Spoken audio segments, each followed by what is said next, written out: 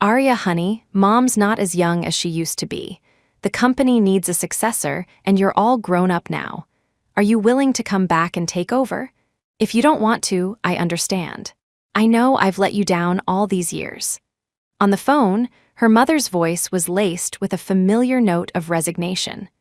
Arya couldn't count how many times her mother had called, pleading with her to come home and inherit the family business. Just as the woman on the other end was about to give up, Arya's lips curved into a faint smile. "Mom, I've made up my mind. I'm coming back to Silver Creek to take over the company." "Really? Arya, you really mean it?" Her mother's voice soared with undisguised joy. "Yes, I'm coming back." "Wonderful, I'll make all the arrangements immediately. We'll have you back in Silver Creek in 2 weeks. Remember, your 2 brothers in the Croft family have been so good to you. You should spend as much time with them as you can. Once you take over the company, you'll be incredibly busy, and with the distance, you won't see them much." Her mother hung up, still bubbling with excitement. The call had barely ended when the door to the dance studio was thrown open. A girl in a white dress stood there, her wide eyes radiating a pure, innocent charm. "Arya, don't I look beautiful in this dress?" It was Cassie, the girl Arya had taken under her wing. Arya's gaze fell on the dress, and her voice instantly turned to ice. "Cassie, take that dress off. Now." Cassie, feigning innocence, pirouetted in front of her. "Don't I look good in it, Arya?" Julian and Miles both said I look amazing. "Cassie, are you deaf? That is my dress. I told you to take it off." Arya had no patience for games. She had seen Cassie's true colors long ago. "Arya, I just love it so much. Can't I just borrow it for a little while?" Cassie's eyes welled with tears, a picture of manufactured distress. Arya found it laughable. Cassie had stolen her dress and was now playing the victim. "Take it off," Arya commanded, her voice cold. It was the custom gown she was supposed to wear for her competition. "No, just for a little bit. I'll give it right back, Arya." Suddenly, Cassie stumbled. The delicate fabric of the white couture gown tore with a sickening rip. A gown like that, once torn, was ruined beyond repair. Arya stared at the shredded silk, her entire body trembling. She couldn't hold back any longer. She raised her hand and slapped Cassie across the face. "Ah, Arya, you hit me!" Tears streamed down Cassie's face instantly. Julian and Miles Croft arrived to find this exact scene. Cassie, in a torn dress, clutching her face and sobbing quietly. The 2 men immediately rushed to Cassie's side, shielding her. Miles tilted Cassie's face up, his brow furrowed with concern, a frantic worry in his eyes. Seeing the red mark blooming on her cheek, his anger flared. "Arya, how could you be so vicious? Look at her face, you made it swell. I never thought you could be this cruel." Beside him, Julian, who had been silent, took off his suit jacket and draped it over Cassie's shoulders. He looked at Arya with a coldness she had never seen before. "Arya, you've gone too far. No matter how much you dislike Cassie, you don't hit her." As he spoke, he stroked Cassie's hair tenderly. There, Cassie. Don't cry." Arya looked at the 2 men defending Cassie, a bitter chill seeping into her heart. "Julian, Miles, there's a limit to your favoritism. She stole my dress and then she ruined it." "She's a thief." "Arya, don't be so nasty, a thief. It's just a dress, so it's torn. What's the big deal?" Miles's face was grim. "No matter what, you shouldn't have hit her. She just thought it was pretty." "There was no harm intended," Julian added, his eyes still filled with disappointment. Arya felt a surge of indignation. "That was the dress for my competition in 2 days. She destroyed it. What am I supposed to wear now?" It was a gown that Julian and Miles had personally commissioned for her, a one-of-a-kind piece that had taken a team of artisans months to create. And Cassie had destroyed it. A flicker of recognition crossed their faces. They seemed to remember.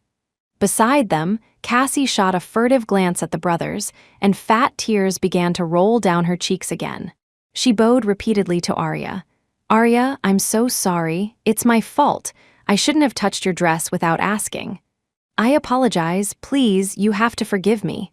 The moment Cassie apologized, their hearts melted. Julian pulled her into a protective embrace. "It's okay. It's not a big deal. She's the one who can't let things go. I'll take you to get your face looked at." Yes, yes, your face is what's important. Arya hit you way too hard. Miles chimed in, following them. Cassie, her eyes still red and doe-like, murmured, Julian, Miles, please don't blame Arya. It was my fault. You just have a child's heart. She's the one making a mountain out of a molehill, Miles soothed her gently. From now on, whatever dress our Cassie wants, you just tell me. I'll buy you every beautiful dress in the world.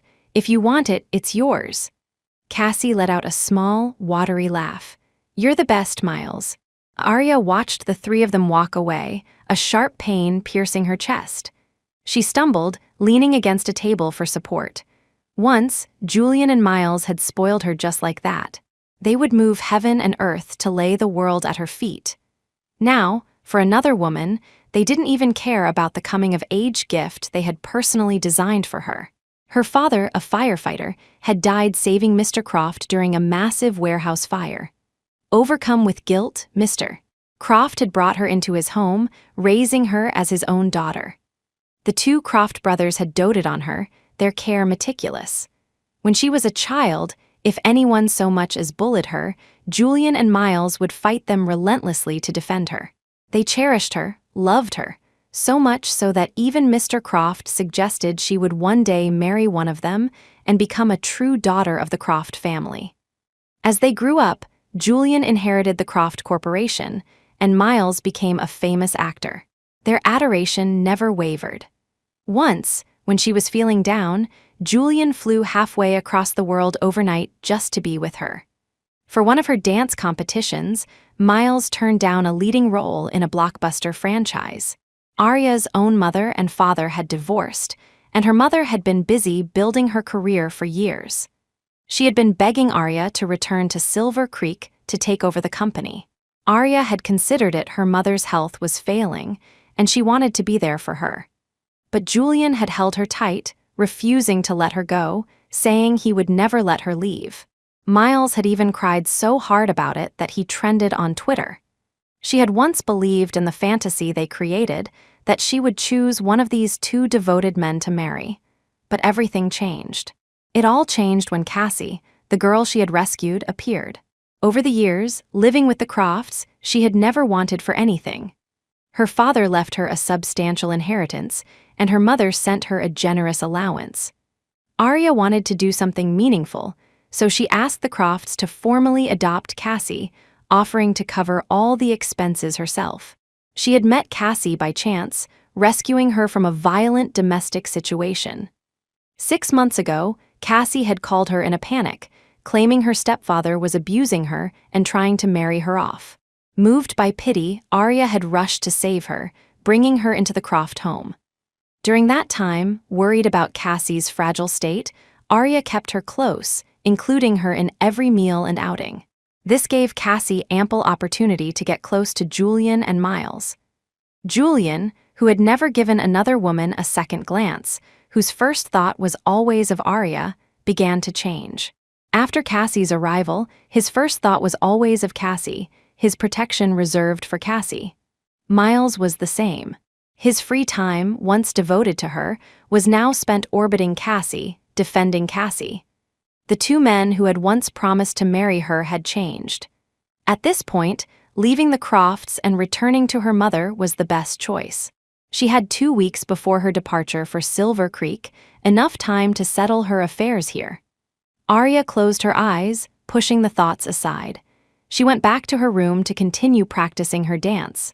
When she finished and came downstairs for dinner, Cassie, Julian, and Miles were already at the table. Miles was placing food on Cassie's plate, while Julian was patiently peeling shrimp for her as CEO, demeaning himself to coax a smile from Cassie. The three of them chatted and laughed, eating without any thought of waiting for her. Before, Julian and Miles would never touch their food until she had taken her first bite. Now, that too had changed. Arya curved her lips into a wry smile and found a seat.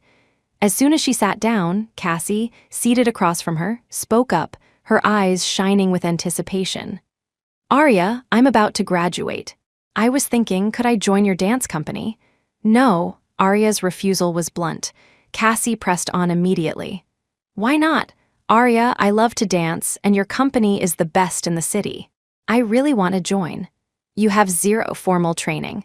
How could you possibly join a professional company? Arya found Cassie utterly ridiculous. Dancing isn't something you do with your mouth. Her company performed contemporary ballet, a discipline unlike any other. It required extreme flexibility and a deep technical foundation, skills usually cultivated from the age of 3 or 5. As Cassie herself said, her company was the best in the city. Every one of her dancers had over 20 years of experience. You couldn't just walk in off the street. Cassie's lip trembled as she mumbled, "I know I don't have any training, but I can learn. If you just give me a chance, I'll work super, super hard." "Arya, please say yes, please." "No, Cassie, there's a limit to this nonsense. I can indulge you in other things, but my dance company is not your playground." Arya's rejection was stern. The company was her life's work. She had poured her own money and soul into it for years. She would not let Cassie tarnish it. Arya's firm stance made Cassie's eyes well up. The sight of her, so fragile and wronged, was truly pitiable. "Arya, you won't let me join because you look down on me, don't you? I know I come from a poor background, but it's not my fault you don't have to humiliate me like this." At Cassie's tears, Julian and Miles immediately bristled with protectiveness. Julian stopped peeling his shrimp, his brow furrowed. "Arya, how can you humiliate Cassie like that? So she doesn't come from money, that's no reason to look down on her. I'm truly disappointed in you." "Yeah, our Cassie didn't grow up a princess like you, but she tries so hard you can't just dismiss her because you were born with a silver spoon in your mouth," Miles added angrily, wiping Cassie's tears. "When did I ever look down on her? If you didn't, you'd let her into your company. All she wants is a chance to dance. What's so wrong with that?" "Miles, it's a professional dance company, not the high school drama club. You can't just let any stray cat in." Arya laughed, a bitter, incredulous sound. Miles's face darkened. "Arya, everything you have, the Crofts gave to you. Don't be so ungrateful." Arya had thought she was numb to their preference for Cassie, that their words could no longer hurt her. But hearing that accusation, a dull ache spread through her chest. "What the Crofts gave me? For years, my mother has contributed to my expenses, and my father left me an inheritance. I live in your house, but I've been paying my own way. And for the record, I never looked down on her. If I did, I wouldn't have begged your family to take her in the first place. Get your facts straight." Arya stood up and left the dining room, unwilling to argue further. She was utterly disappointed in Julian and Miles. Her company was the culmination of so many people's dedication. Ballet wasn't something you could master just by trying hard. Miles knew that. He just didn't care because the person he was defending was no longer her. Miles was stunned for a moment. Arya had never lost her temper with him like that. Julian also stared after her, retreating back for a long moment as if to stand and follow her. But Cassie immediately started crying softly. "It's all my fault. I'm so useless, dreaming of joining a dance company and making Arya angry." "Julian, Miles, you should go comfort her." "Comfort her for what? She's the one in the wrong here," Miles said, his tone softening as he turned back to Cassie. "Don't worry about it, Cassie. If you want to learn to dance, I'll hire the best private instructor in the world for you. You don't have to beg her for anything." He gently patted Cassie's back, his voice a low, comforting murmur. Julian, who had half risen, sat back down. "Cassie, don't cry. You want to join a dance company. I'll make Arya agree." "Really?" A light sparked in Cassie's eyes, her excitement palpable. "Of course. When has Julian ever broken a promise?" Miles said with a smile. As a powerful CEO, Julian had his ways. Getting Cassie into Arya's company wouldn't be a problem. Back in her room, Arya looked around at the collection of things Julian and Miles had given her over the years. From childhood to now, there were too many memories. Now, they all seemed like a joke. Arya packed everything into boxes and had the house staff take them out to be thrown away. Julian and Miles watched, box after box being carried out. They saw the hand-stitched doll Julian had made for her, the one Arya used to say she couldn't sleep without. Now it was lying on top of a pile of trash. A sense of panic flickered in their eyes. Julian stopped a housekeeper, his brow creased. Arya, what are you doing? Why are you throwing all this away? It's all old and just taking up space. Better to get rid of it. Isn't decluttering the big thing right now? Arya glanced at him, her voice devoid of warmth. Julian reached anxiously for the doll in the box the housekeeper was carrying, but Arya was faster. She snatched the doll and tossed it directly into a box of old paint supplies. The pristine white doll was instantly stained with a riot of colors. Julian's eyes reddened with a pained expression, but he was helpless. Miles saw his own gifts to her, similarly ruined, and was close to tears. Arya found their reactions fascinating. They hurt her again and again for Cassie, yet they treasured these worthless old objects like precious relics. She was suddenly curious to see how they would react if they knew she was leaving for Silver Creek to take over her mother's company. All right, you two don't have to look like that. It's just old stuff. After you declutter, you can buy new things. Arya had little desire to talk to them. The online trend of letting go was popular lately. Arya thought the thing she most needed to let go of was Julian and Miles. You're right, it's all from a long time ago.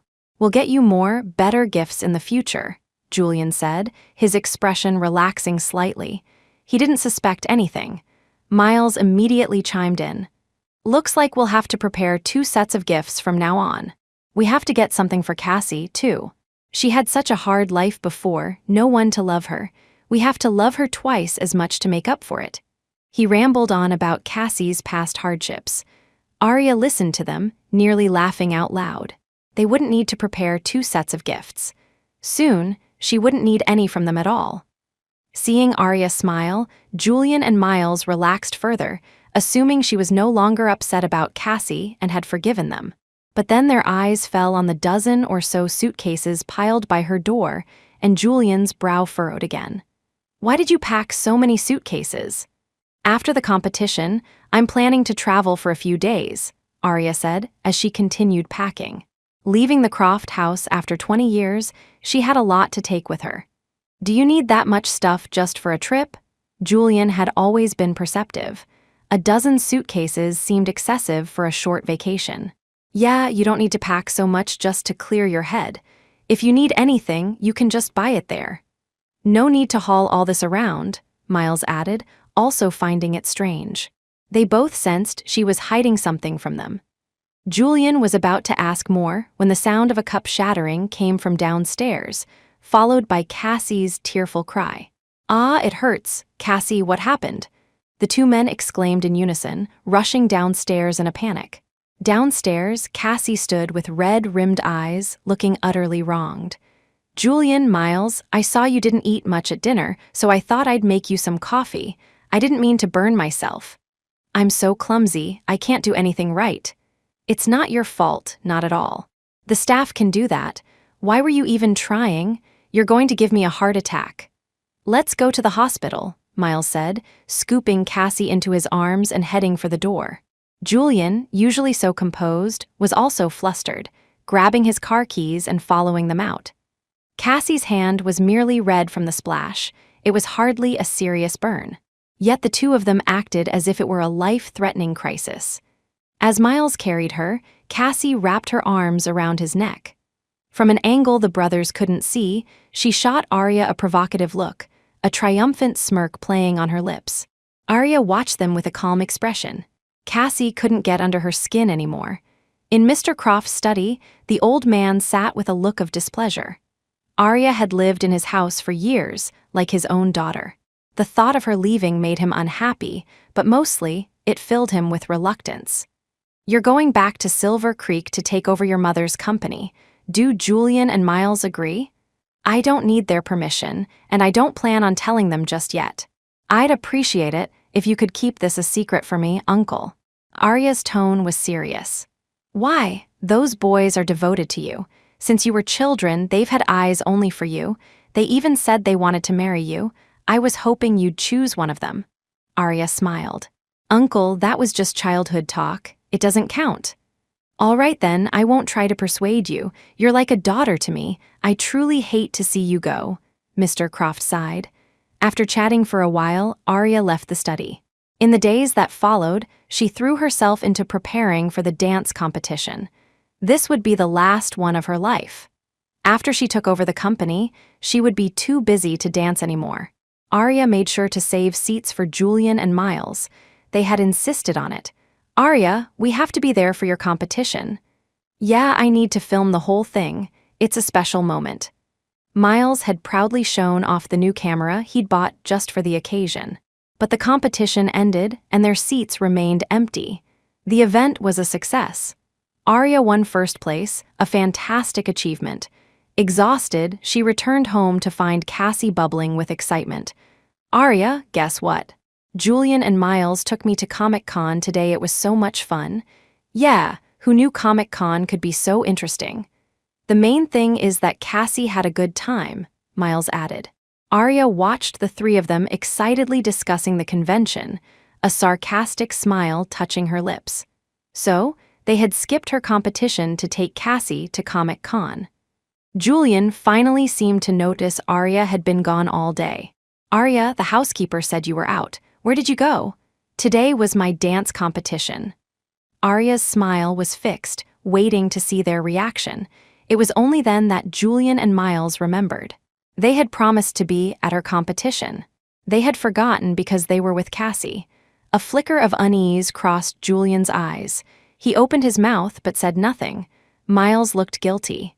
"Cassie's never been to Comic-Con before, so it's fine." "It was just a competition," Arya cut him off calmly. "We're sorry, it was our fault today. We'll definitely be there next time," Julian offered a rare apology. Arya found it amusing. There would be no next time. This was her final competition. In 7 days, she would leave the Croft house and return to Silver Creek. After that, these 3 people would be out of her life. Before she left, Arya wanted to visit her father's grave. His death anniversary was in 2 days.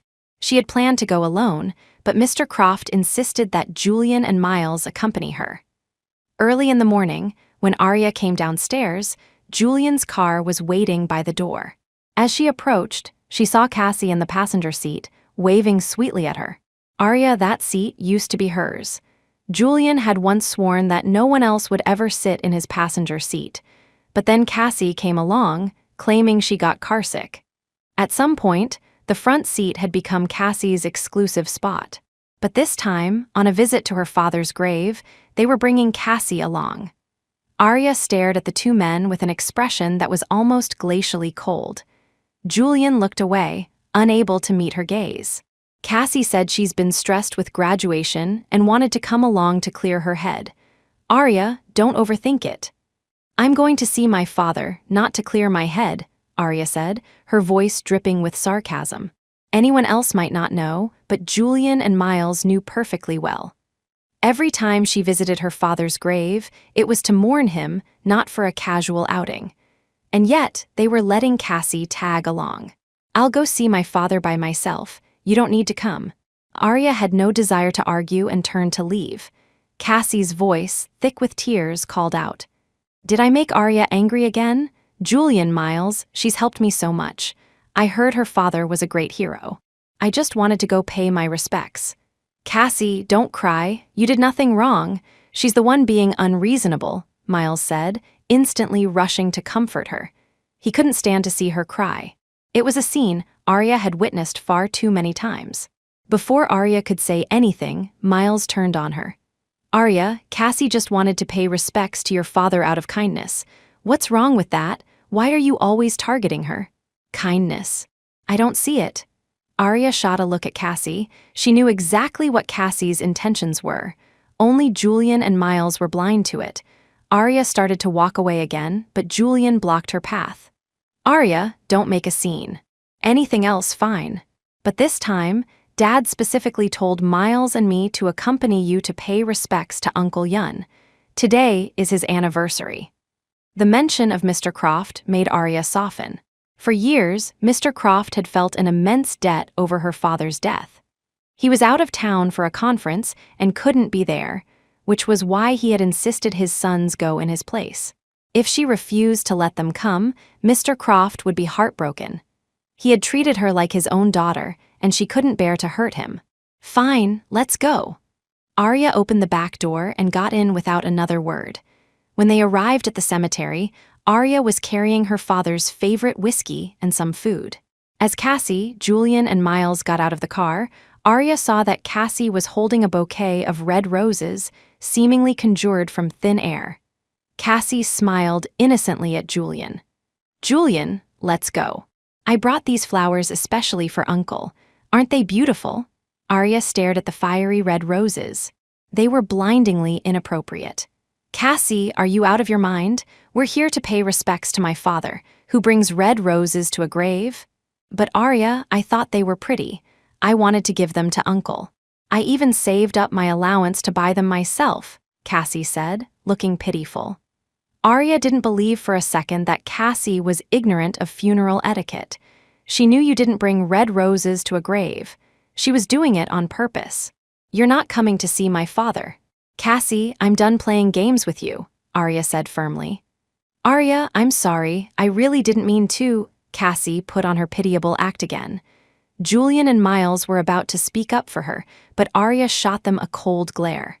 If you say one more word for her, you're not coming either. And when Uncle Croft asks why, you can explain it to him yourselves. Her words shut them up. Miles had no choice but to coax Cassie. Cassie, be good. The path to the grave is rough. You wait here for us, we'll be back soon. But Cassie, listen, Julian said, his voice unusually stern. Cassie immediately became obedient. Okay, if Arya doesn't want me to come, I'll wait here for you. Good girl. Julian patted her head, his touch gentle and fond. The two brothers followed Arya to the gravesite. Arya arranged the offerings and looked at her father's photograph, her eyes turning red. Dad, I miss you so much. Arya, don't be too sad. We'll come with you to visit Uncle more often in the future. Yeah, we'll come with you regularly, Miles echoed. Julian put a comforting arm around Arya, gently wiping her tears. For a fleeting moment, it felt like old times before Cassie, when the three of them were inseparable, when Julian and Miles's affection for her was boundless. I'd like to speak with my father alone for a bit. You can wait over there, Arya said. Julian and Miles moved away. Once they were gone, Arya told her father about her life, about winning first place in her dance competition. A sudden ringtone interrupted her. It was her mother.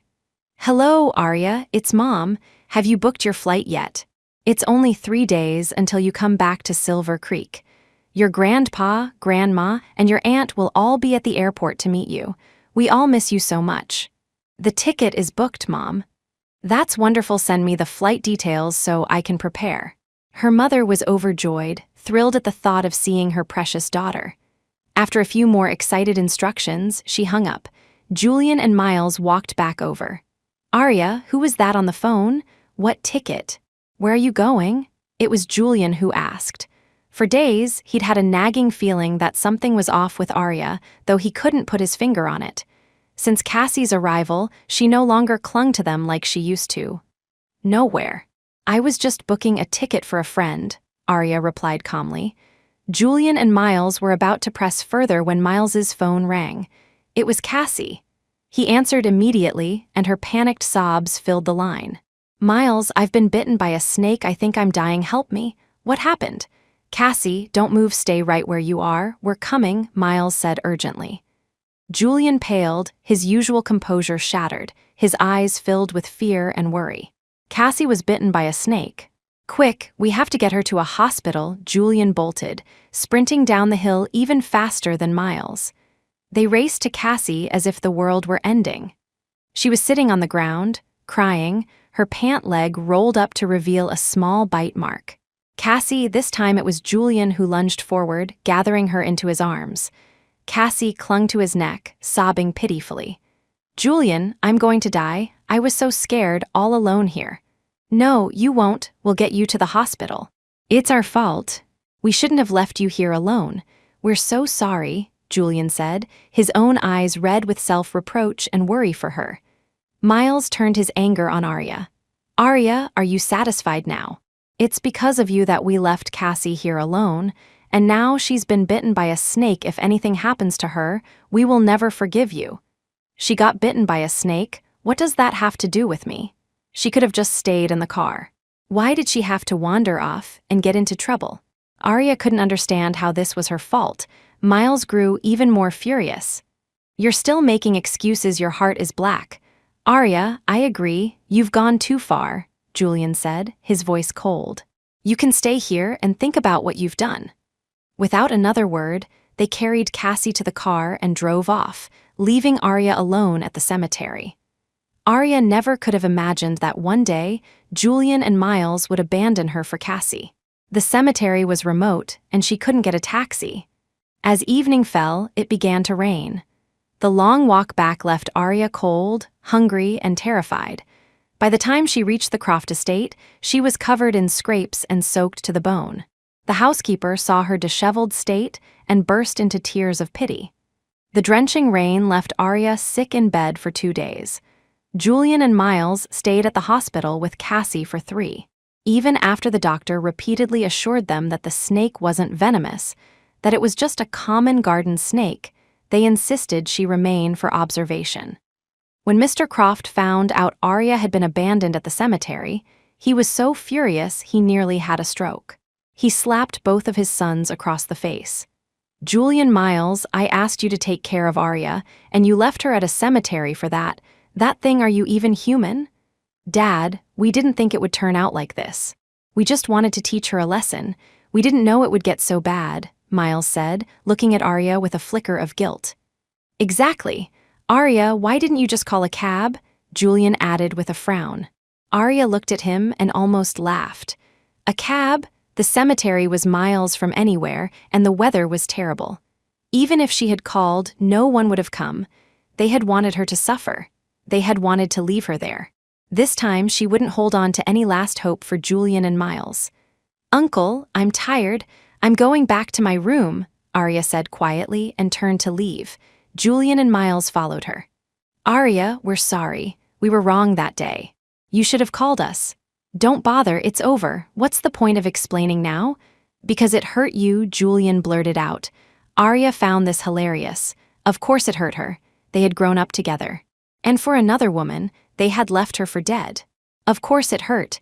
Arya's lips curved into a smile. I'm not hurt anymore because I don't care anymore. Her words made Julian and Miles's faces turn pale. Arya, you can't be like this. You're the one who brought Cassie to us. We were just doing what you asked, taking care of her. You know how I feel about you. I've given you my whole heart all these years. Miles couldn't help but add. They were about to say more when a housekeeper rushed upstairs. Mr. Julian, Mr. Miles, Miss Cassie says she caused trouble and she feels so guilty she's trying to kill herself. I'll go check on her. I'll go with you. Cassie is so fragile, she must be at her breaking point. The two of them hurried downstairs to see Cassie. Arya calmly watched them go, then finished packing her things and walked downstairs. In the car on the way to the airport, Arya scrolled through her phone and saw Cassie's new Instagram story. The caption read, "Feeling like a happy princess. All I have to do is call, and my knights come running to me, and I have 2 of them." Arya liked the post. I hope the 3 of you are locked together forever. Don't come out and ruin anyone else's life. She deleted every contact from her phone, boarded the plane, and left without a single look back. Arya was gone. She no longer cared about how Julian and Miles felt. In the moment she truly let go, she felt a wave of relief wash over her. Meanwhile, back at the Croft estate, after successfully coaxing Cassie down from her fake suicide attempt, Julian and Miles went to talk to Arya. But she was gone. Also gone were all her suitcases. Julian's face was grim. Miles frantically searched Arya's room, finding all her favorite things, her paintings, her books, all cleared out. He nearly collapsed. Julian, she's gone. She took everything. Julian was silent. The scene before them spoke for itself. Things were spiraling out of control. Cassie, who had followed them, already knew what had happened but feigned innocence. Julian, Miles, Arya said before that she was going on a trip to clear her head. I'm sure she just went traveling. She'll be back in a few days. Julian glanced at Cassie, his expression darkening further. Miles's voice was strained. Impossible. She wouldn't take her favorite paintings with her on a vacation. I'm going to find her. He turned and hurried out. Julian followed, saying to Cassie, "I'm going too. Stop making trouble and wait for us to get back." Julian, Miles, Cassie called after them, but they didn't even pause. At the front door, Mr. Croft blocked their path. "Where are you two going?" "Dad, Arya's gone." "We have to find her," Miles said, on the verge of tears. He had never felt a fear like this before, a hollowing ache in his chest as if a part of him had been carved out. Julian, though more composed, also had red-rimmed eyes. He was terrified that his deepest fears were coming true. Mr. Croft looked at his sons and scoffed. "Don't bother. Arya has gone back to Silver Creek to inherit her mother's company. By now, she's probably already there." The two of them froze, unable to process his words. Julian's face was ashen, his lips trembling. "She left." Tears streamed down Miles's face. The tough celebrity sobbed like a child. "She went back to Silver Creek? She wouldn't. Arya said she would stay with the Crofts forever, that she wouldn't go anywhere." "Dad, are you lying to us? Dad, tell us where she is." They couldn't believe it.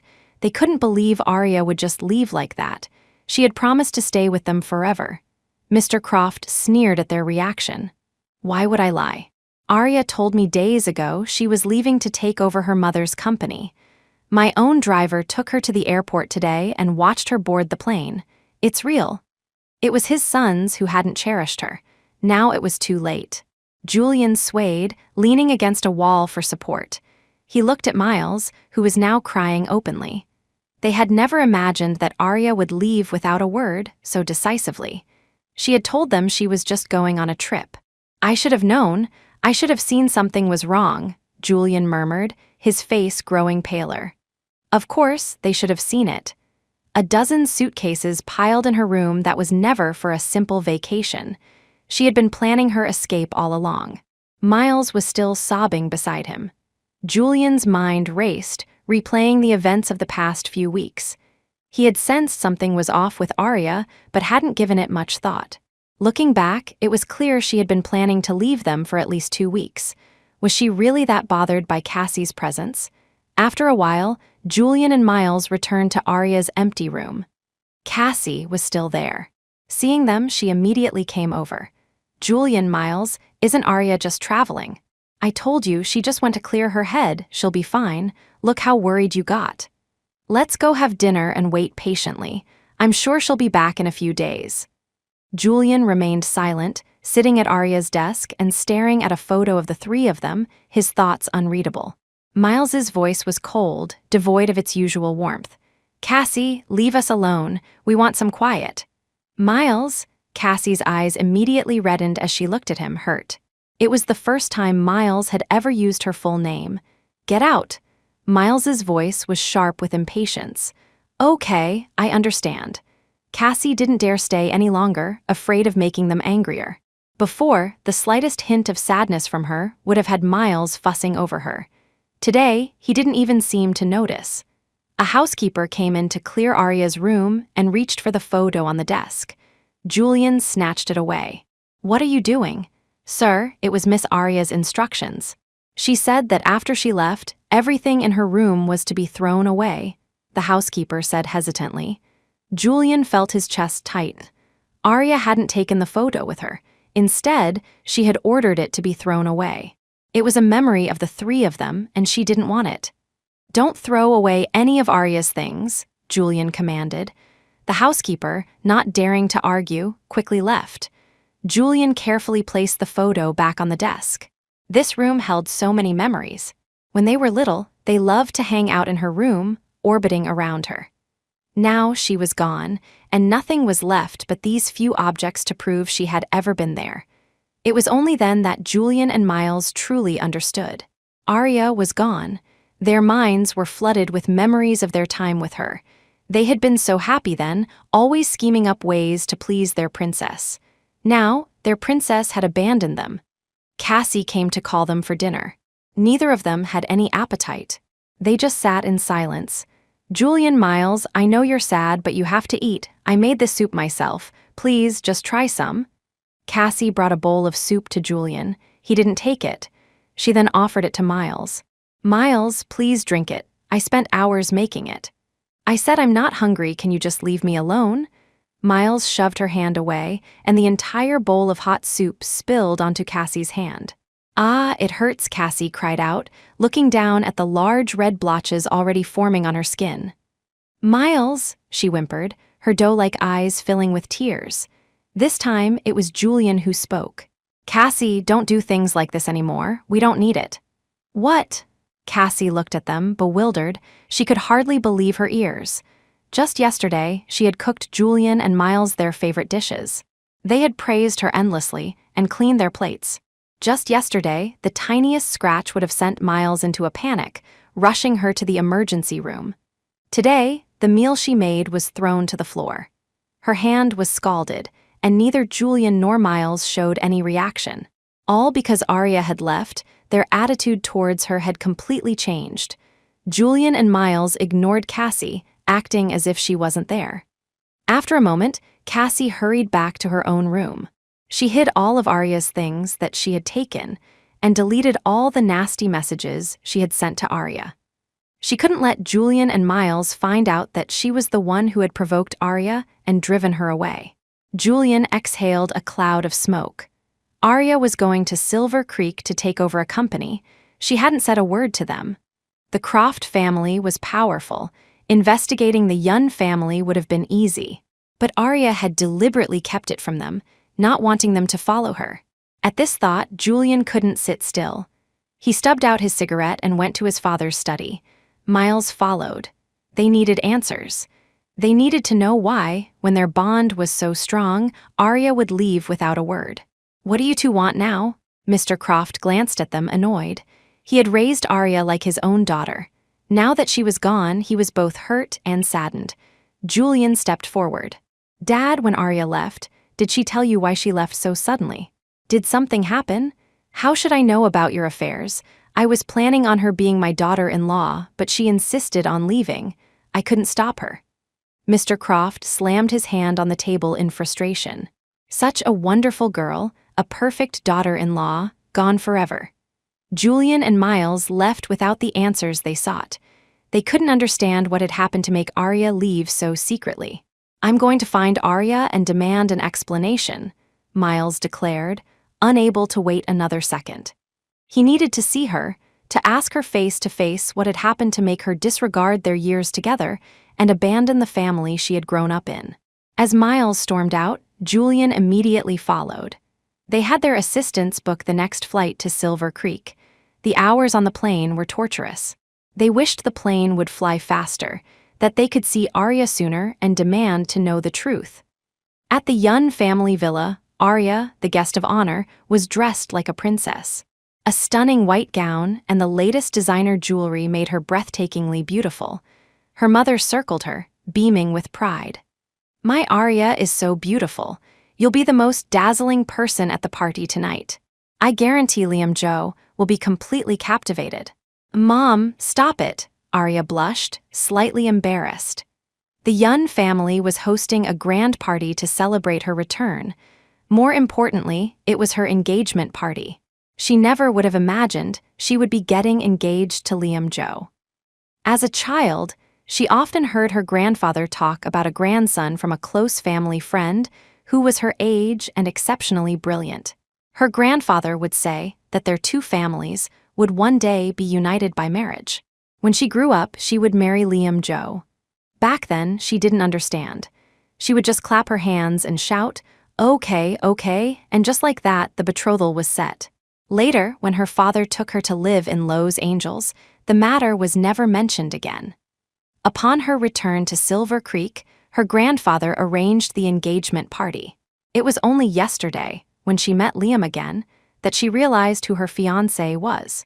He was the aloof, unattainable campus legend from her university. In her memory, he was always brilliant, a world away from her. Their only close encounter had been on a university-sponsored hiking trip that was hit by a sudden thunderstorm. She had gotten separated and was trapped alone in a remote area with no phone signal as darkness fell. Terrified, she thought she was going to die in the mountains. Then, Liam appeared, running towards her. The moment she saw him, she understood what it meant for a light to appear in your life. Arya Yun, don't be afraid. I'll get you out of here, Liam had said, his voice calm and reassuring. Thank you, Arya had managed through her sobs. Liam carried her on his back out of the mountains, never once putting her down. Even though he was covered in scrapes and his own feet were bleeding from cuts, he insisted on taking her all the way to the hospital. After that day, she never saw him again. Until now, in Silver Creek, and they were getting engaged. The party is starting. Madam Miss, are you ready? The old master is getting impatient, a housekeeper announced from outside the door. Arya, the guests have all arrived. Let's go out, her mother said fondly. Okay. When Arya emerged, all eyes turned to her. The attention made her nervous and overwhelmed, until a hand took hers. It was warm and strong. Arya looked up and met a pair of eyes as beautiful as a mountain lake, gentle and captivating. Don't be afraid, I'm here. It was Liam. He was right beside her, devastatingly handsome in a tailored suit. Just like that stormy night when she thought she was going to die, his sudden appearance was just as breathtaking. Arya suddenly thought that being engaged to Liam Joe was actually a wonderful choice. Throughout the evening, Liam held her hand tightly, never letting go. He stayed by her side as they greeted guests and accepted toasts, providing a sense of security she had never known. Just like that night, when she thought she would die in the storm, Liam had said, Arya, I won't give up on you. So don't you give up on yourself. The Yun and Joe families were both top-tier dynasties in Silver Creek. The party was filled with influential guests, and Arya felt dizzy trying to keep up.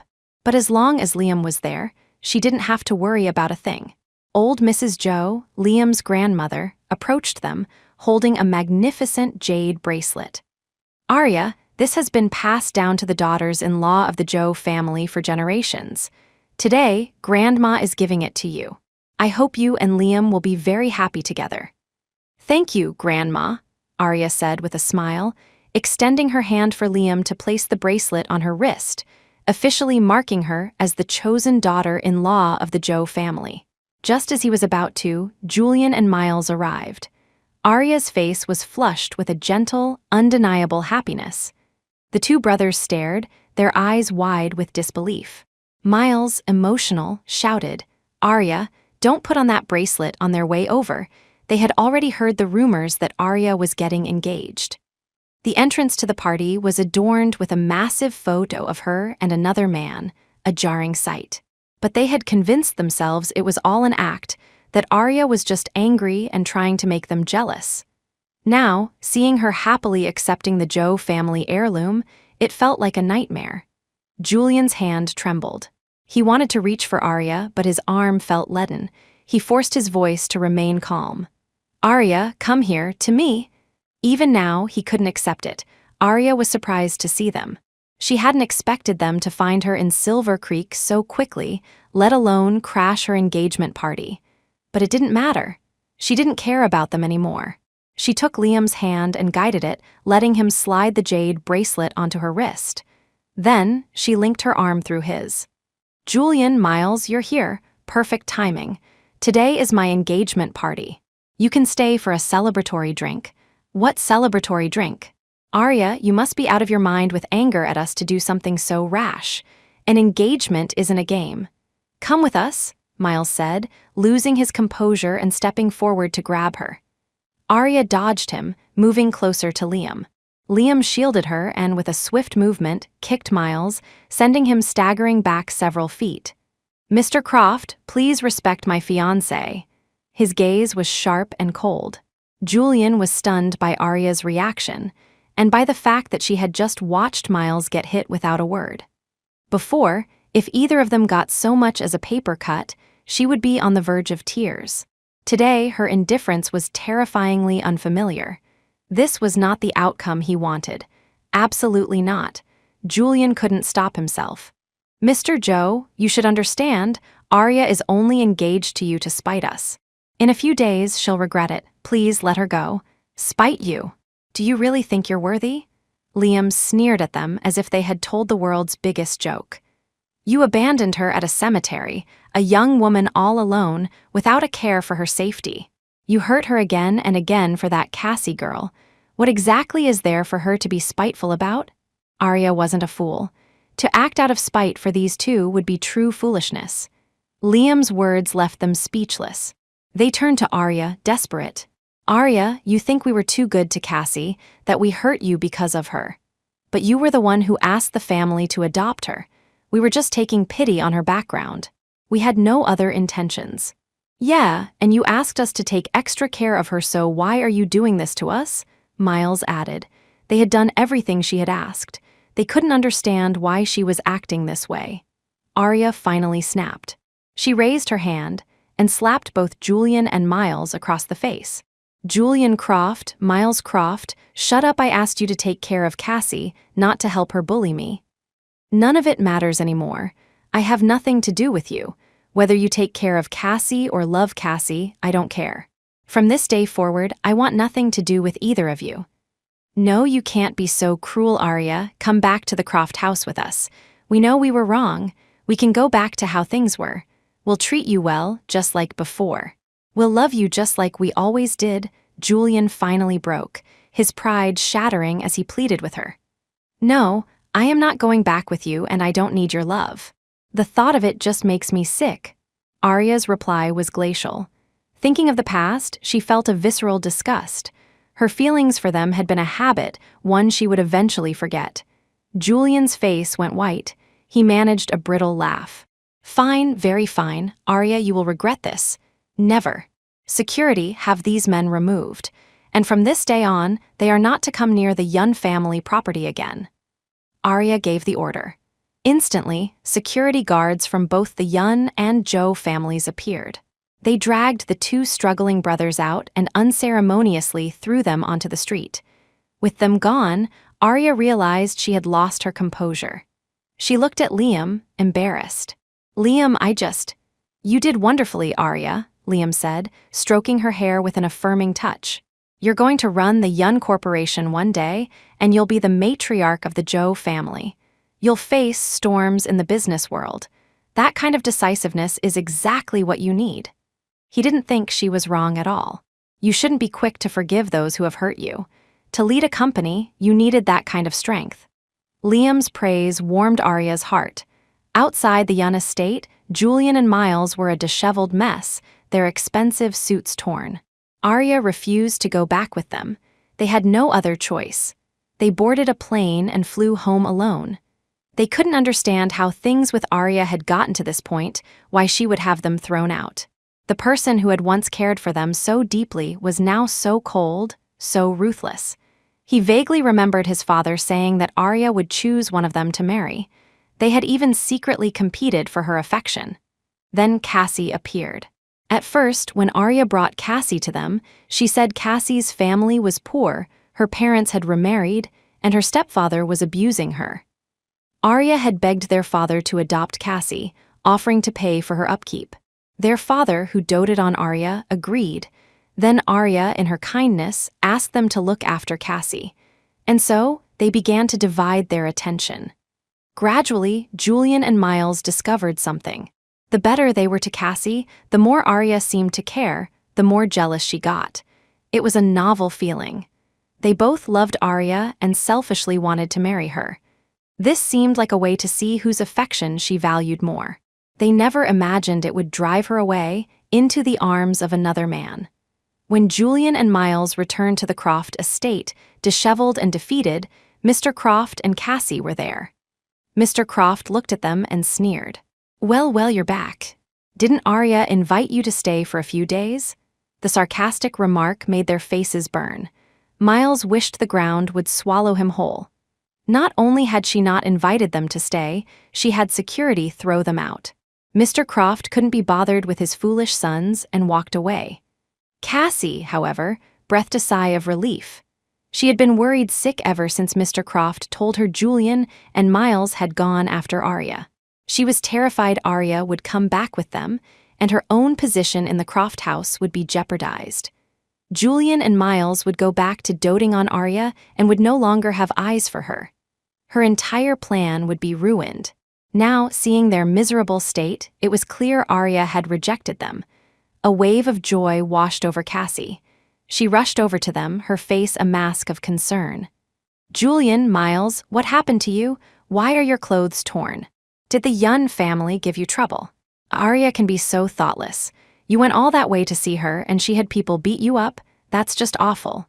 In the past, her manipulative, sweet-talking words would have pleased Julian and Miles.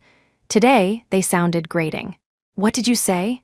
Miles's face was a cold mask as he looked at Cassie. "And nothing. I just meant Arya, she. If I ever hear you say another bad word about Arya, I will make you regret it," Miles said, his voice low and threatening. "Yes, I won't do it again."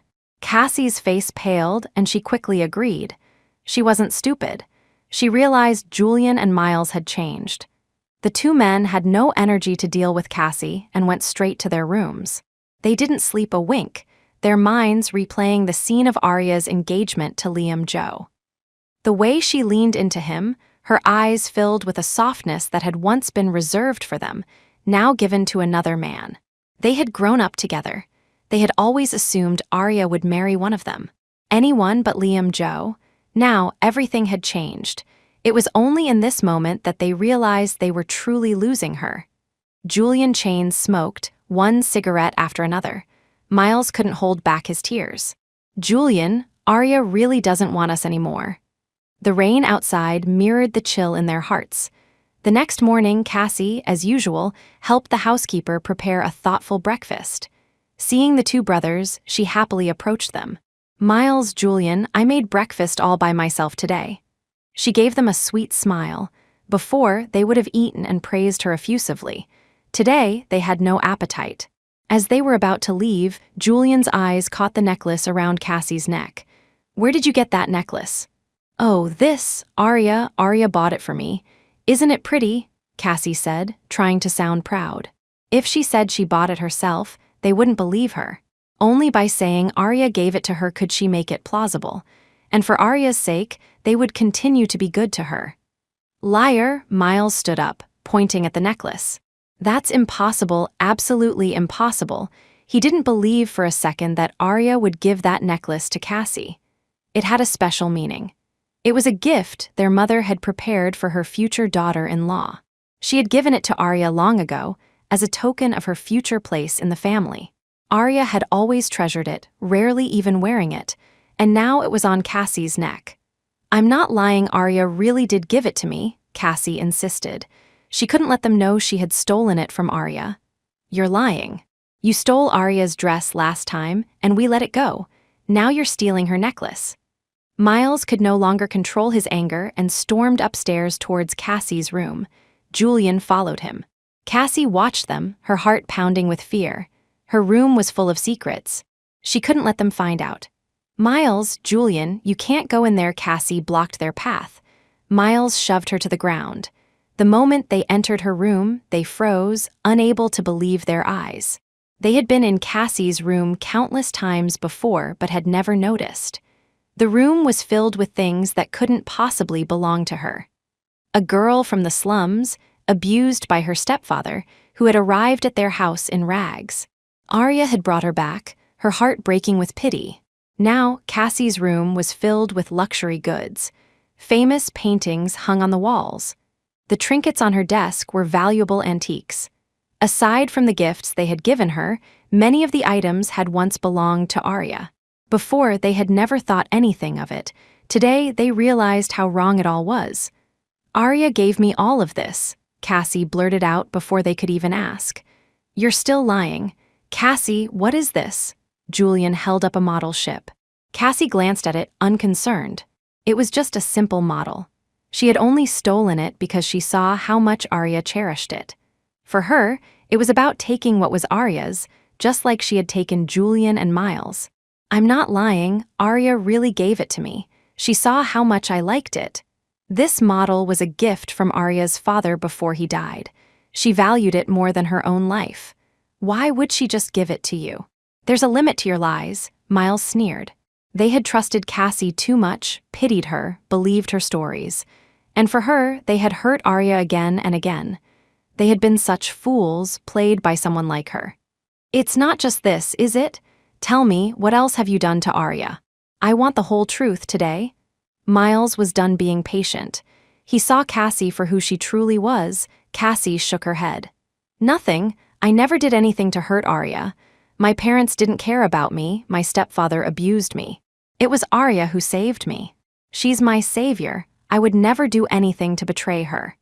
Did Arya say something to you? She must have misunderstood. She's probably just jealous that you're so good to me. She couldn't let them find out what she had done. They would throw her out of the Croft house. She had worked too hard, schemed for too long to get here. She couldn't lose it all now. As she spoke, Cassie started to cry. Seeing her tears, Miles kicked her to the ground. Shut up, you're still slandering Arya, crying your crocodile tears. I've never hit a woman in my life, but looking at you, I can't help it. Cassie, tell the truth. If you lie again, if you hurt Arya again, I swear I won't let you get away with it. The kick was hard. Cassie crumpled to the floor, feeling like she was about to vomit blood. I didn't. I really didn't. Even though he had hit her, she couldn't confess. She didn't want to go back to her old life. The life at the Croft house, chauffeured cars, designer clothes was a luxury she had never dreamed of. The restaurants they frequented were places she had once been too intimidated to even look at. Fine, you want to be stubborn.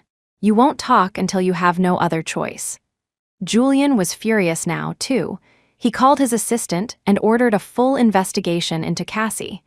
After some time, the assistant came back with a single conclusion. Sir, she's a complete fraud. The assistant's words plunged everyone into a dark abyss. Cassie, from the very beginning, had been a manipulative schemer. She was working as a street vendor when some thugs harassed her. Arya happened to be passing by and saved her. Seeing how pitiful she was, Arya had her bodyguards protect her and even drove Cassie home. Seeing her own shabby clothes and dirt-streaked face in contrast to the ethereal, untouchable Arya, Cassie was struck by the power and privilege of the wealthy. It was intoxicating. She preyed on Arya's kindness, staging the scenes of abuse with her stepfather. She and her family put on a show, all to win Arya's sympathy. And it worked. Arya not only helped Cassie but brought her into the Croft home, begging the family to adopt her. At first, Cassie just wanted a taste of the rich life. She arrived at the Croft estate and feasted on gourmet food. Then she saw how Julian and Miles worshipped Arya, treating her like a goddess. She, on the other hand, was just a little sidekick. Even though Arya was kind and took care of her every need, Cassie grew resentful. Why did Arya get to enjoy this life of luxury so effortlessly, while she had to fight and claw for every scrap, living like a beggar? And on top of it all, Arya had two men who adored her. Cassie began to plot. She would take them for herself. If she could get into the Croft house, she could take everything else too. She used Arya to get Julian and Miles's attention, then deliberately created misunderstandings between the three of them. She made them distrust Arya, even turning them against her, causing them to hurt her for Cassie's sake. All she wanted was to secure her place in the Croft family and win the love of either Julian or Miles. She and her stepfather and her mother, it was all an act. They set a trap for Miss Yun, the assistant explained to Julian and Miles. Miss Yun is just too kind. That's why she brought this snake into the house and spent so much money on her. The assistant looked at Cassie with disgust.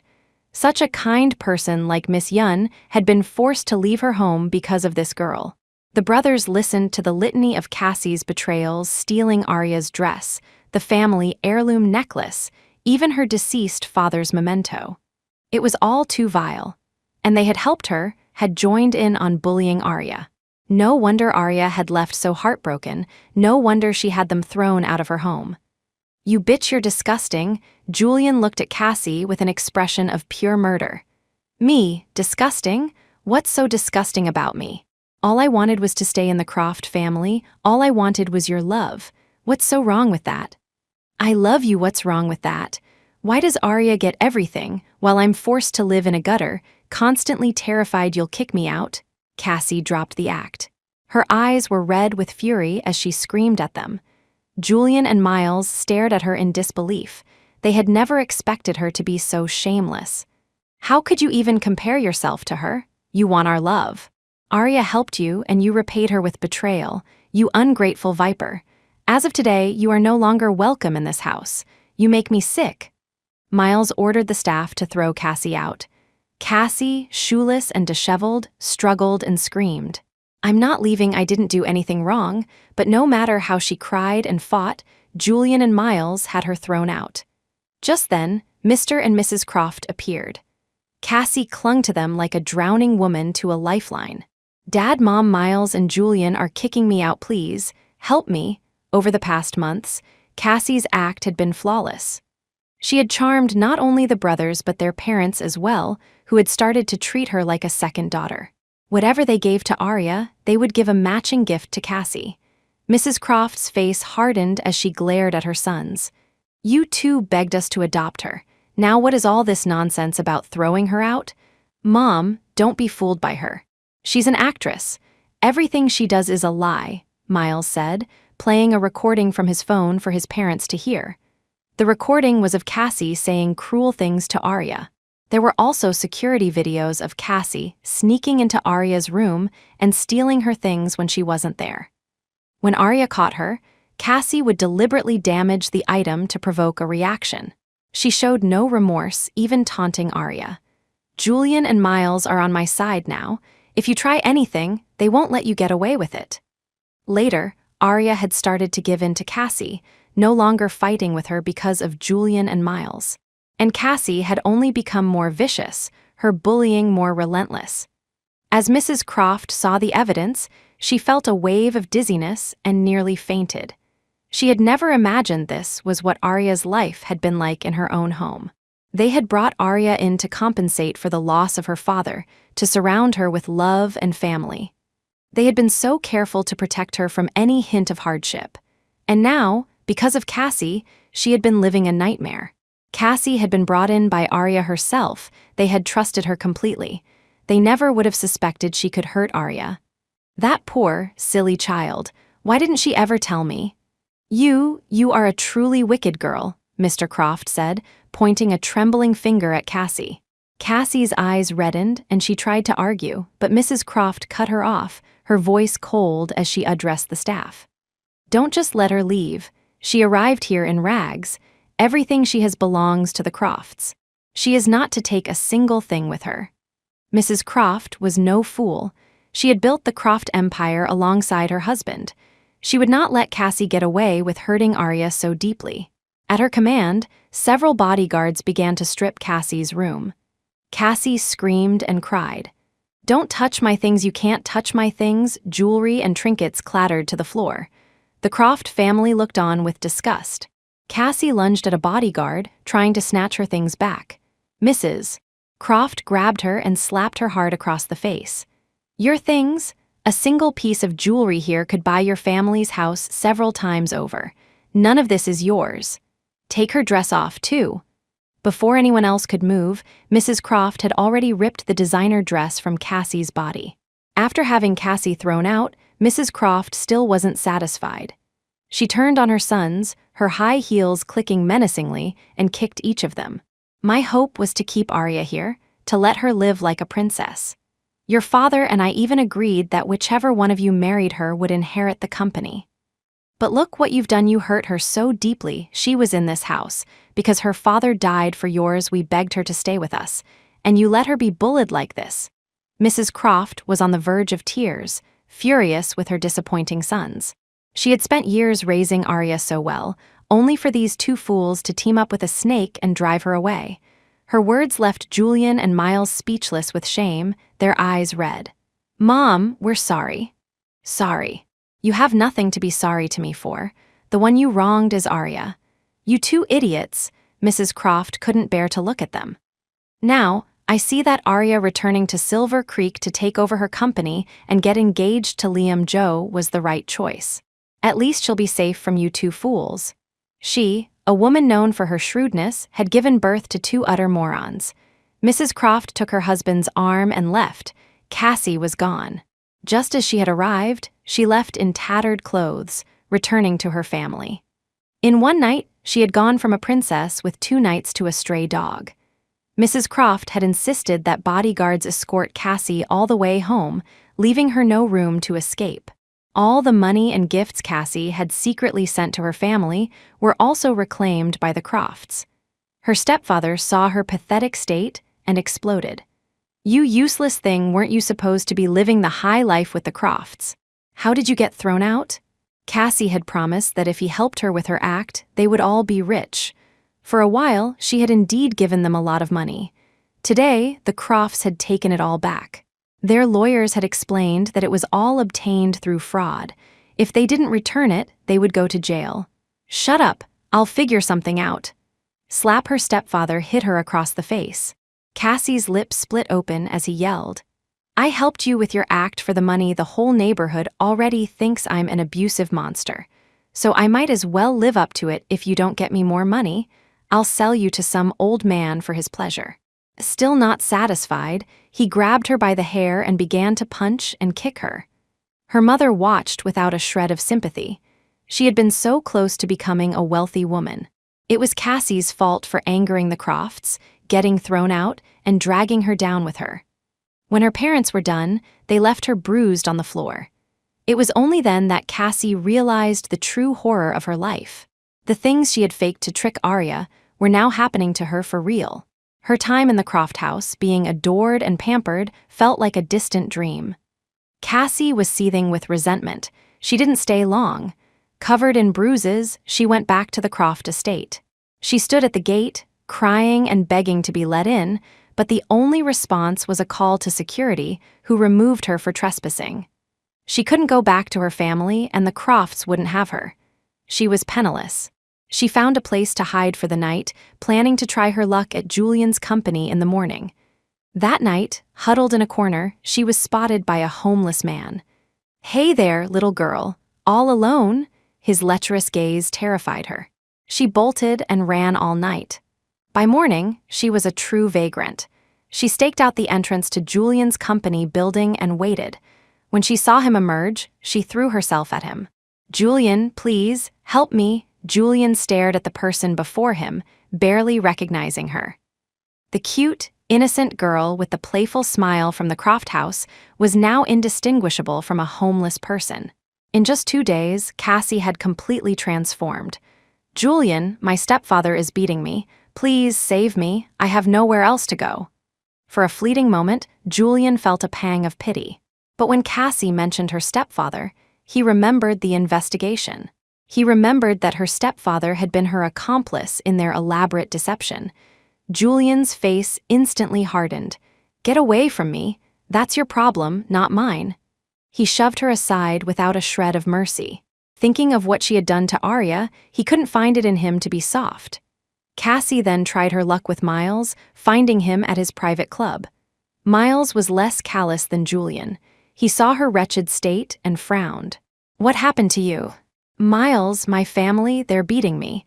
After the Crofts kicked me out, they made my life a living hell. My stepfather said he's going to kill me or sell me to an old man. Please save me. Please." As she spoke, Cassie fell to her knees, banging her head on the ground, begging him to save her. Miles, taken aback by this display, was flustered. "Stop that. Just you can stay here for now." Thank you, Miles." Cassie burst into tears of relief. She was ecstatic. The rest of the Crofts might have abandoned her, but there were still soft-hearted ones like Miles. As long as she could cling to one of them, she could get her old life back. Miles ignored her, simply arranging for someone to get her some clothes the same luxurious designer brands as before. Cassie, applying a face mask and looking at her reflection, thought back on the past few days. She was consumed by bitterness. Why did Arya get to live such a charmed life?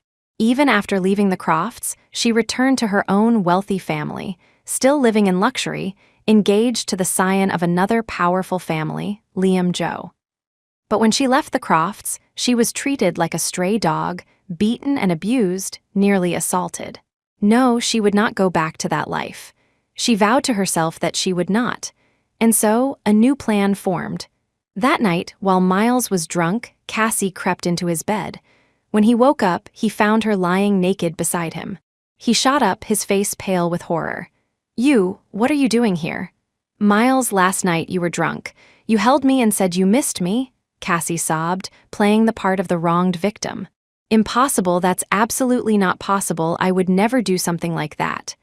Miles scrambled out of bed. He couldn't remember anything from the night before, but he was certain of one thing: he had not touched Cassie. The only person he had ever loved was Arya. He couldn't have feelings for another woman. This was another one of Cassie's acts. Seeing that Miles wasn't falling for it, Cassie's crying grew more hysterical. Just then, the door opened, and Julian and Mr. and Mrs. Croft walked in. The scene before them: a naked, weeping Cassie in bed and a disheveled Miles smoking nearby. Cassie had planned it all, summoning the entire family. The moment she saw Mrs. Croft, she burst into a fresh wave of tears. "Mom, you have to stand up for me, Miles. He took advantage of me." I never touched you." Miles nearly crushed the lighter in his hand. If he had really touched her, he would have some memory of it. The family looked from Cassie to Miles, completely exasperated. Mrs. Croft walked over, gave Cassie a dismissive glance, and smirked. "You're saying Miles forced himself on you? Well, it's not really Miles's fault. He was drunk, that's why it happened," Cassie said, feigning pity and forgiveness. Mrs. Croft's expression grew darker. Finally, she snapped. She grabbed a handful of Cassie's hair and slapped her repeatedly, left and right. "You little tramp, Arya treated you with nothing but kindness, and you drove her away. This family took you in, and you've been scheming against us from day one. Now that you've been kicked out, Miles is the only one who showed you a shred of pity, and you try to trap him too. You are a conniving, manipulative little monster." She had never imagined Cassie would stoop so low as to try and frame her own son. From the moment she walked in, Mrs. Croft had not believed for a second that Miles had done anything. If she could be fooled by such a cheap trick, the Croft family would have been overrun with opportunistic women long ago. After dealing with Cassie, Mrs. Croft turned her fury on Miles. "You idiot," she sheds a few tears, "and you fall for it completely. You let her stay in your villa, and you didn't even consider what her intentions might be. Have you forgotten how she treated Arya? How did I raise such a stupid son?" Miles stood there, taking the verbal lashing without a word. He knew he shouldn't have felt sorry for Cassie. Mrs. Croft had Cassie's parents summoned. Her mother and stepfather arrived, and in the presence of the formidable Mrs. Croft, they were timid and subservient. "Mrs. Croft, you wanted to see us? Your precious daughter has been trying to trap my son. You have a son too, don't you? Still in school, I believe." Mrs. Croft's gaze swept over the couple. They had arrived hoping to extort something from the Crofts, but the mention of their son immediately put them in their place. In this city, the Crofts were untouchable. They were not a family to be crossed. "Mrs. Croft, everything Cassie did was her own idea. We were forced to go along with it," Cassie's mother pleaded, crying. "Please, I beg you, don't hurt our son."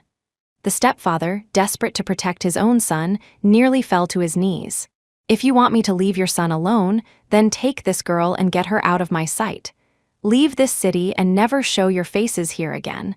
I'll give you some money to get lost. And as for her, Mrs. Croft's sharp gaze fell on Cassie. You keep a very close eye on her. If she ever appears before anyone in the Croft family again, I will not be so merciful." This time, she was truly furious. Cassie's relentless scheming had crossed a line. Yes, we'll do as you say," the stepfather nodded frantically. His expression terrified Cassie. She had a sinking feeling about what awaited her. "I'm not going with them, please, Mrs. Croft, Julian, Miles, save me," but it was no use. Her stepfather slapped her several times and dragged her away. Cassie was taken away by her family. As promised, they left the city, under the watchful eye of the Crofts' men. They returned to their remote hometown. Cassie, still defiant, fought back. "I'm not staying here, let me go." Her stepfather grabbed a slipper and beat her with it. "Go? Who the hell wants to live in this shithole? It's all your fault. You little bitch, you're going to behave yourself and not cause any more trouble. If you do anything to harm your brother, I'll kill you." After the beating, he left. To keep her in line, Cassie's family arranged a marriage for her. For Cassie, it was a nightmare. They took money from an old, unmarried man in the village and sold her to him. Cassie cried and screamed, but it was useless. Her stepfather yelled at her, "You're used goods, thrown out by the Crofts. What right do you have to be picky? You'll marry him whether you like it or not." In that remote mountain village, Cassie's fate was sealed. Back in the city, Mrs. Croft still kept in touch with Arya. Arya had no desire to speak with the Croft brothers, but she respected Mrs. Croft. After all, during her time with the family, Mrs. Croft had always treated her with kindness and care like her own daughter. Arya told Mrs. Croft, "Auntie, I'm getting married. To Liam." "So soon, why the rush? Weren't you just engaged?"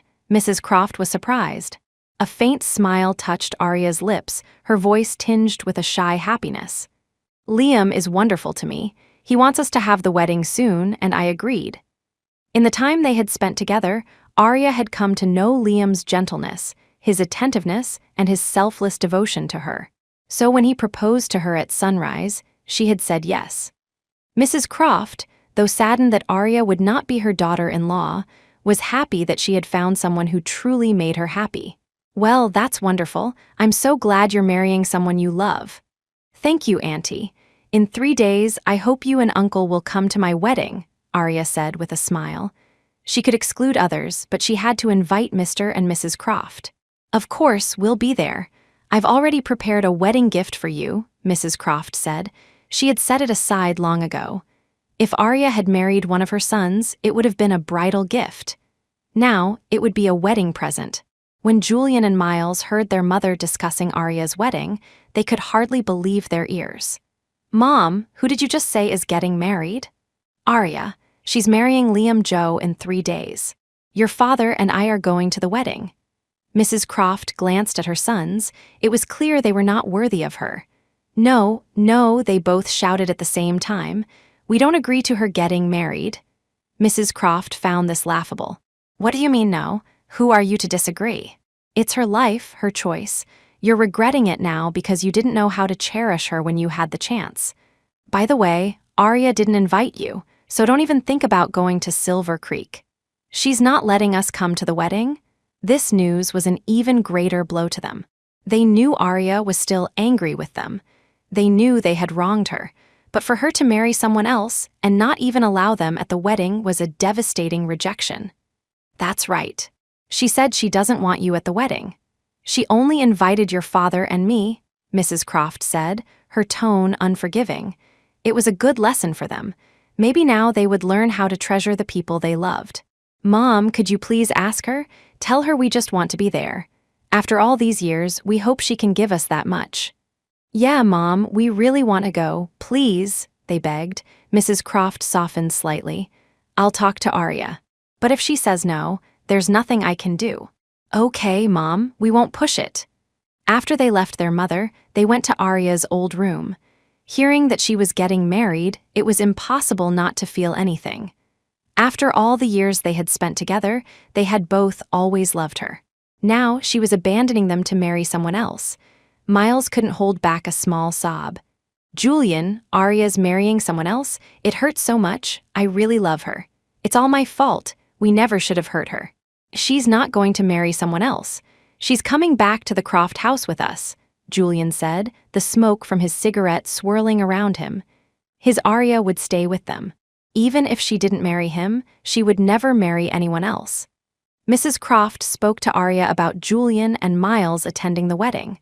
Arya was hesitant. She truly didn't want to see them. But it was Mrs. Croft asking, and she found it hard to refuse. Liam, his arm around Arya's waist, asked gently, "Are you conflicted?" "Yes, I don't want them at the wedding." Seeing them would only bring back painful memories of her time at the Croft house. "But Auntie and Uncle have always been so good to me. Now that she's asked, I don't know how to say no. Liam, would you be angry?" "No." Liam leaned down and kissed her forehead. "As long as you're by my side, I'm happy. I won't get angry over something like this. Thank you, Liam." For Arya, what others thought wasn't as important as Liam's feelings. She didn't want him to be upset or feel any resentment towards the Croft brothers because of this. "All right, don't be sad. I'll take you to the shooting range. It's fun." "Okay." Liam took Arya to a shooting range. Dressed in professional gear, he stood out, drawing admiring glances just as he had in university. The campus legend was a natural star wherever he went. Back then, even Arya couldn't help but steal a few extra glances whenever she saw him.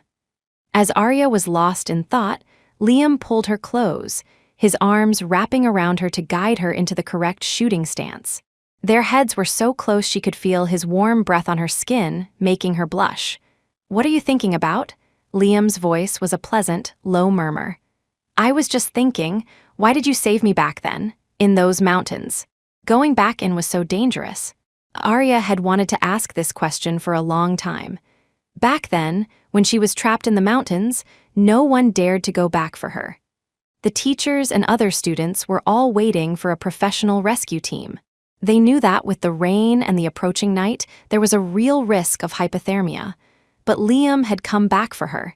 He had carried her, step by step, out of danger. "Because you're Arya Yun, the same little girl who used to grab my hand and call me Liam Jeej, asking me to protect you forever." Unfortunately, his little girl had been taken away. They had been separated for so long. At the time, he hadn't wanted the Crofts to take her, but he was just a boy, powerless to stop it. But thankfully, it wasn't too late. He was with his Arya again, and soon she would be his wife. Listening to Liam's story, Arya finally understood why he had risked everything to come back for her that day. In the time they had spent together, she had been filled with happiness and gratitude. She had fallen in love with Liam. And so, she called Mrs. Croft and politely declined her request. She would not be inviting Julian and Miles to her wedding. The day before the wedding, Mr. and Mrs. Croft arrived. And with them, 2 uninvited guests. Julian and Miles. Mrs. Croft was mortified. "I'm so sorry, Arya. We didn't mean to bring them. They secretly bought tickets for the same flight and followed us. Don't worry, your uncle and I will make sure they don't ruin your wedding." Arya had refused to let them come. She hadn't expected them to just show up anyway. "It's okay, Auntie." Arya wasn't particularly surprised to see them. In a way, she had expected it. Weren't they always like this? Controlling her life, controlling her thoughts. Whenever anyone got close to her, they would go crazy and drive them away. She remembered in college, a guy from the basketball team had a crush on her and gave her a love letter. When Julian and Miles found out, they threw a fit. "How could you accept a love letter from someone else? Arya, you belong to us, you can't be with anyone else, it makes us jealous." "Yeah, Arya, you can't talk to him, they only want you for your looks and your money." Back then, she didn't understand. She only knew that she had grown up with them and didn't want to make them unhappy, so she rejected the basketball player. For a while after that, Julian and Miles watched her like hawks. Julian even put his work on hold to stay by her side, making sure she never got close to the other guy. She had mistaken their possessiveness for love, but it wasn't love, it was ownership. They treated her like their private property. It was only after being with Liam that Arya truly understood what love was. Love wasn't possession. It was freedom, comfort, and the right to choose, built on a foundation of absolute respect. "Arya, we came here not to cause trouble but to sincerely apologize. Please, can you forgive us?" "I'm sorry, I can't forgive you. If you behave and attend the wedding as guests, you are welcome. If you have any other ideas, I will have you thrown out." Arya's voice was cold. This time, she would not be soft. The pain she had endured at the Croft house was too much. Her attitude was a bitter pill for Julian and Miles to swallow. The obedient, pliable Arya they knew was gone. "Arya, you can't treat us like this. Our feelings for you are real. And this time, we truly know we were wrong. Have you forgotten all the good times we had together?" Miles pleaded, his voice laced with pain. Julian was silent, but his eyes were red, a dull ache in his chest. Arya's coldness cut him deeply. He had hoped that with time, she would remember the good things and be warmer towards them. He never expected her to become even colder, even more ruthless. "Forget? Of course I haven't forgotten. How could I forget all the things you did, helping Cassie bully me?" The hurt they had caused her was impossible to forget, and all for Cassie. Their faces fell once more. "Arya, what we did was wrong, but we were tricked by Cassie. She was just using us. Yes, it was Cassie. She's a terrible person, she manipulated us. But don't worry, she's been punished. She will never appear before you again, Julian said, a note of desperation in his voice. If they could just get rid of Cassie, maybe Arya would forgive them, and they could go back to how things were. Even if she didn't marry them, as long as the three of them were together, it would be enough. Arya didn't know if they were truly evil or just stupid. Either way, she was beginning to despise them. You say you were tricked by Cassie? Were you really? The day I went to visit my father, you abandoned me at the cemetery because Cassie got a snake bite. You said it was to teach me a lesson. That was your idea, both of you. If you had any brains at all, you would know that Cassie grew up in the countryside. She knows a venomous snake from a harmless one. And even if it was venomous, what does that have to do with me? You were just looking for an excuse to punish me. To punish me for not being obedient, and you used Cassie as your excuse. That night, she was alone, unable to get a ride, exhausted and starving. Where were Julian and Miles? They were at the hospital, coddling Cassie over a non-venomous snake bite. They didn't care if she lived or died. They let her walk all the way back, her shoes ruined, her feet bleeding. In that moment, she had truly understood what it meant to be completely and utterly disappointed. Her words made them flush with shame, but they were still unwilling to give up. They were about to argue further when Liam, who had been standing beside Arya, had heard enough. The princess he had risked his life to save had been bullied like this by these two. Teach them a lesson, a good one. If anything happens, it's on me, Liam ordered his men. In front of the Croft parents, Liam's men descended on the two brothers. Mrs. and Mr. Croft watched in silence. Their sons deserved it. They had failed the trust the Yun family had placed in them. Arya, Liam wrapped an arm around Arya and led her away, not wanting her to hear another word from them. He wouldn't have even let them set foot in Silver Creek if he had known the extent of the pain they had caused her. Arya's mother, her eyes filled with tears of rage, couldn't hold back. She walked over to the two men being beaten on the ground and kicked them. You despicable boys, and to think Arya always spoke so highly of you to me. You are truly vile. You bullied my precious daughter like this, you monsters. Arya had never told her family what had happened. They had been kept in the dark. Everyone left. Mr. and Mrs. Croft were utterly humiliated. You two should just go back home. Stop embarrassing us here. Your father and I can't even face the Yun family now. With that, they too left, leaving Julian and Miles bruised and alone. Go back. They would not go back so easily. Even if Arya hated them, they would not let her belong to another man.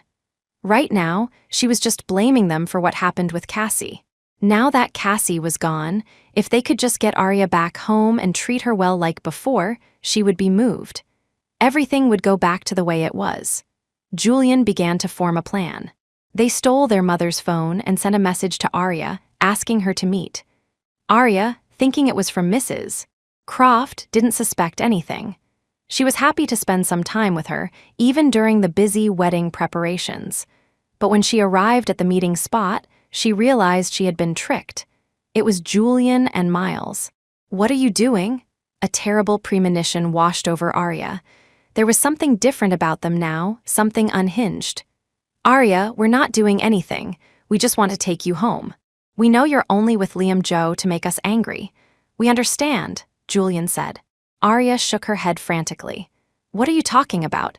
Why would I want to make you angry? I truly want to marry Liam. Lies, you've known us for 20 years, and you've only known him for a few weeks. How could you be willing to marry him? He's tricked you, don't believe him. Miles was getting agitated. He couldn't believe that a few weeks could outweigh 2 decades of history. Arya was just acting out. Arya, we don't want you to regret this later. Come back with us. We can live like we used to, okay? Miles and I will spoil you. Cassie is gone, she'll never come back. We can go back to how it was. We can't go back, Julian. Miles. I don't love you anymore. I truly love Liam. Even after just a few weeks, he was willing to die for me. You would never do that. Arya's voice was rising with panic. The doors were locked. She was trapped here at their mercy. She was terrified. I don't believe it. I don't believe a single word. Arya, don't fight us. Just drink this and we'll take you away. A glass of drugged water was held out to Arya. Julian himself was holding it. "We don't want to hurt you, but we're afraid you won't listen. Just drink this, go to sleep, and we can go back to the city. Back to the Croft house. You can still have your dance company. We'll support you." "Julian, Miles, you're insane, you're completely insane, let me go." Arya was frantic now, terrified. They had reached a point of no return. She was afraid of what they might do in their rage. "Arya, just be good. One last time, okay?" Miles said, moving to help Julian restrain her so she would drink the water. Arya was crying, but they didn't care. Their only thought was to take her back. Just then, the doors burst open. Liam and a group of men stormed in, finding the horrifying scene. Arya, her hair disheveled, being forcibly held down by Julian and Miles as they tried to make her drink. They looked like madmen. The sight sent a jolt of white-hot rage through Liam. He lunged at them, hitting them with a ferocity he had never shown before.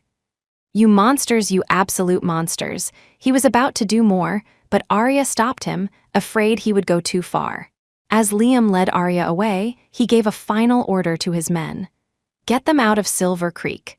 From this day forward, no Croft business is to operate in this city, and these two are never to come near Arya again."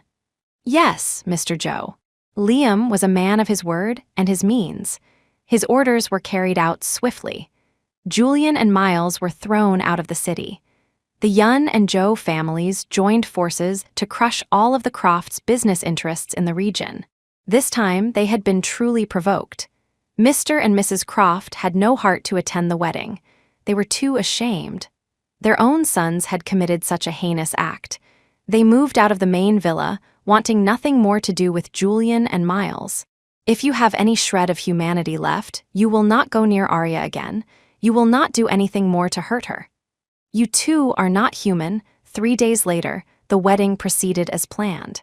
It was held at the grandest hotel in Silver Creek, a union of the Yun and Joe families. It was the event of the year, with media and influencers all present to witness the magnificent ceremony. Liam knelt and placed the ring on Arya's finger. In that moment, Arya knew what true happiness felt like. After the wedding, Liam was a constant, devoted presence in her life. He was attentive and caring, skipping social events to be home with her on time. In his free time, he would accompany her to dance competitions around the world. He had kept his promise to her. "Arya, after we're married, whatever you want to do, I will always respect and support you." Liam had kept his word, and then some. Arya felt happier than she had ever been. As for the Croft brothers, she never saw them again, nor did she want to. She heard that their parents had also cut ties with them, completely disappointed. Miles's acting career went into a steep decline. Julian's company suffered one blow after another. Arya knew that Liam was behind it all, and she had no intention of stopping him. It was what they deserved.